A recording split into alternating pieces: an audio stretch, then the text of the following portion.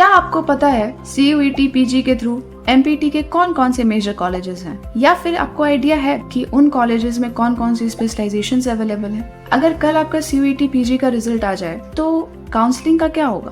Preference choice filling क्या होती है? सीट मैट्रिक्स ये क्या है?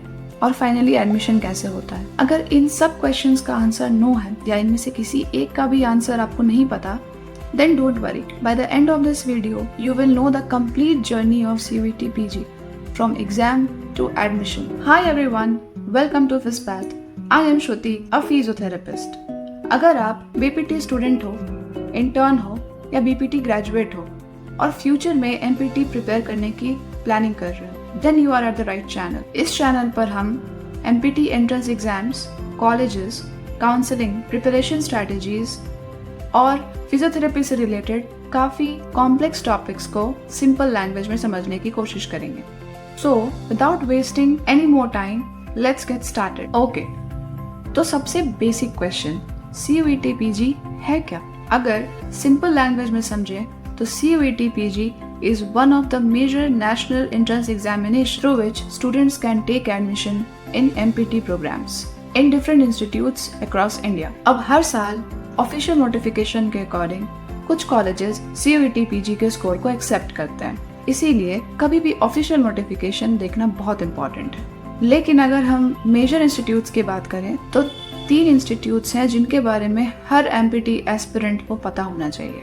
पहला है PDU NIPPD, that is Pandit Deendayal Upadhyay national institute for persons with physical disabilities, जिसे काफी लोग IPH के नाम से भी जानते हैं। Second is Amar Jyoti institute and third is DPSRU, Delhi pharmaceutical sciences and research university. वैसे एक ऑनेस्ट क्वेश्चन, किस किस को बस IPH के बारे में पता था और अमर ज्योति और DPSRU के बारे में आइडिया ही नहीं था? अब ऑब्वियसली नेक्स्ट क्वेश्चन ये आता है, एग्जाम पैटर्न क्या है?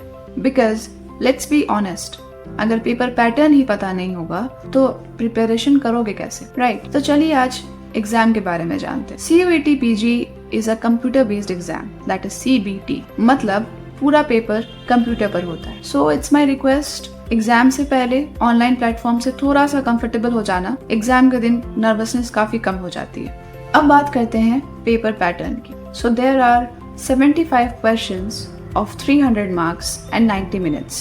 You will be given 4 marks for every correct answer and deducted 1 marks for every wrong answer. मतलब सिर्फ concept strong करना is not important.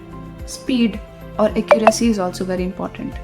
Smart decision making भी, because कौन से क्वेश्चन को स्किप करना है, कौन से क्वेश्चन में आप 50-50 कॉन्फिडेंट हैं और कौन से क्वेश्चन में गेस बिल्कुल भी नहीं करना, ये सब इक्वली इम्पोर्टेंट हो जाता है। और ऑनेस्टली बहुत सारे स्टूडेंट्स मार्क्स लूज कर देते हैं। अब पेपर पैटर्न तो समझ आ गया, नेक्स्ट क्वेश्चन, प्रिपरेशन करना कहाँ से है?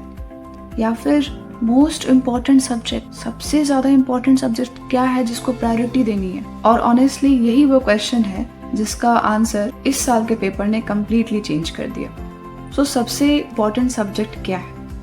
Honestly, if this question was asked 2 years ago, my answer would be different. But after seeing this year question paper, I have changed my mindset completely. And this is the biggest lesson we get. In CUET PG, subject priority can change every year. Exam setter को previous year questions याद नहीं रहते, but students बहुत अच्छे से याद करके जाते हैं. And this is the surprise we get. इस साल अगर किसी सब्जेक्ट ने सरप्राइज किया है तो वो था रिसर्च और बायोस्टैट्स।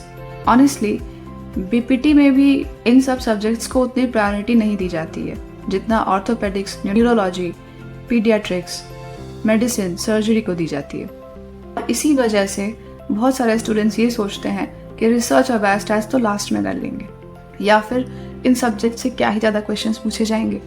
साल रिसर्च और बायोस्टैट से काफ़ी सारे क्वेश्चंस देखने को मिले। इसीलिए अगर आप फ्यूचर MPT एस्पिरेंट हो और CUET PG देना चाहते हो तो फिर किसी भी सब्जेक्ट को लाइटली मत लेना।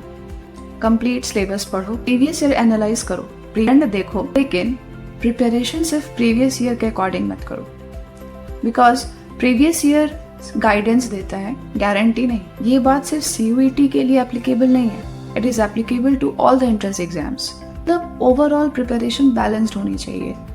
जो इस बार गलतियां सबने की वो आप मत करना। पेपर इजी था या difficult? For me paper was a bit moderate to tough. Paper difficult concepts की वजह से नहीं था, पेपर डिफिकल्ट था क्वेश्चन पैटर्न की वजह से। क्वेश्चन रीजंस काफ़ी सारे थे, मैच द फॉलोइंग काफ़ी सारी थी और रिसर्च वगैरह से ज़्यादा क्वेश्चंस थे which we were not expecting.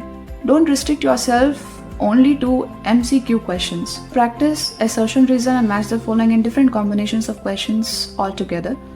You will feel the difference in the exam hall. अब पेपर भी हो गया, पेपर पैटर्न भी हो गया, पेपर स्ट्रैटेजी भी हो गई, तो ऑब्वियस सी बात है next question is what after the paper. Exam के कुछ समय बाद रिजल्ट अनाउंस होता है, तो चलिए step by step counselling process समझते हैं। सबसे पहले काउंसलिंग पोर्टल ओपन होता है और यही पे एक इम्पॉर्टेंट बात है, IPH और अमर ज्योति इन दोनों इंस्टीट्यूट्स के काउंसलिंग सेम पोर्टल से होता है। मतलब अगर आप दोनों कॉलेजेस के लिए अप्लाई करना चाहते हो तो आपको IPH के काउंसलिंग पोर्टल के थ्रू ही काउंसलिंग करनी पड़ेगी।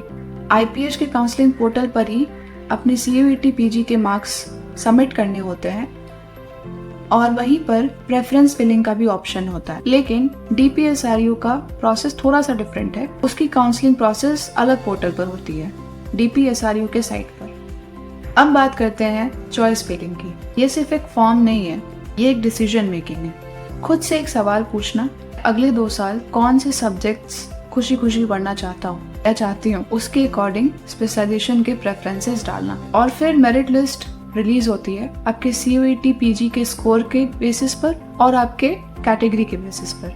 अगर आपका नाम मेरिट लिस्ट में आता है तो कॉन्ग्रेचुलेशंस। अब नेक्स्ट स्टेप होता है physical reporting and document verification, जहां आपके ओरिजिनल डॉक्यूमेंट्स वेरीफाई किए जाते हैं। वेरिफिकेशन कंप्लीट होने के बाद आपकी बाकी एडमिशन की फॉर्मेलिटीज कंप्लीट की जाती है। इसी समय पे IPH और अमर ज्योति के लिए आपको ऑप्शन दिया जाता है कि आपको IPH ज्वाइन करना है या फिर अमर ज्योति ज्वाइन करना है। और अगर आप एक बार कंफर्म कर देते हैं तो उसके बाद बाकी सारे एडमिशन के प्रोसेस हो जाता है and finally you are allotted a college. तो चलिए अब बात करते हैं सीट मैट्रिक्स की। So we will individually discuss the college, the seats and the specialisations. सबसे पहले बात करते हैं Pandit Deendayal Upadhyay national institute for Person with physical Disabilities. यहाँ MPT के लिए 3 स्पेशलाइजेशंस हैं, musculoskeletal sciences, neuro sciences and sports science. हर स्पेशलाइजेशन की seat matrix category wise defined होती है। अब बात करते हैं अमर ज्योति इंस्टीट्यूट। अमर ज्योति इंस्टीट्यूट में 2 स्पेशलाइजेशन है, मस्कुलोस्केलेटल एंड न्यूरोलॉजिकल फिजियोथेरेपी। यहाँ भी सीट्स कैटेगरी वाइज डिवाइडेड होती है। और अब बात करते हैं DPSRU, Delhi pharmaceutical sciences and research institute. यहाँ पर 3 स्पेशलाइजेशन अवेलेबल है, sports sciences, paediatrics and neonatal sciences, cardiopulmonary sciences. DPSRU accepts Delhi domicile और यहाँ पे काफी सारी सीट्स दिल्ली डोमिसाइल के लिए भी रिजर्व है। हमेशा एलिजिबिलिटी क्राइटेरिया देखें, सीट मैट्रिक्स देखें, उस हिसाब से काउंसलिंग की फॉर्म फिल करें। मुझे उम्मीद है कि इस वीडियो से आप paper pattern, counselling process, seat matrix, colleges समझ गए होंगे। अगर आपको ये वीडियो हेल्पफुल लगी हो तो लाइक करें, सब्सक्राइब करें और नेक्स्ट वीडियो के लिए मुझे सजेशंस दें, किस एग्जाम्स और किस टॉपिक पर मुझे नेक्स्ट वीडियो बनाना चाहिए। Thank you so much for watching. Take care, keep believing in yourself. I will see you in the next video. Till then, bye.